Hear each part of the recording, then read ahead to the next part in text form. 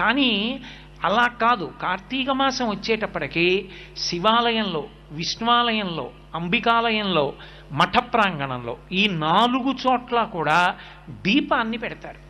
మీకు 12 నెలలు ఉన్నప్పటికీ కూడా 12 నెలలలో ఏ నెలలో పెట్టే దీపానికి కూడా ఆ నెలతో దీపం పేరు లేదు.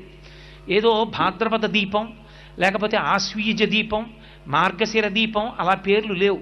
ఒక్క కార్తీక మాసంలో పెట్టేటటువంటి దీపానికి మాత్రమే కార్తీక దీపము అని పేరు. ఏమి ఆ నెలలో పెట్టిన దీపానికి అంత పేరు ఎందుకు రావాలి?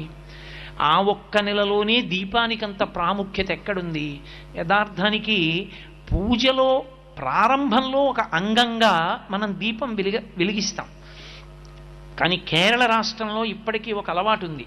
దీపం ఒక్కదాన్ని వెలిగించి దాని మీదకి అన్నపూర్ణని ఆవాహన చేసి పూజ చేస్తారు అక్కడ. కానీ మన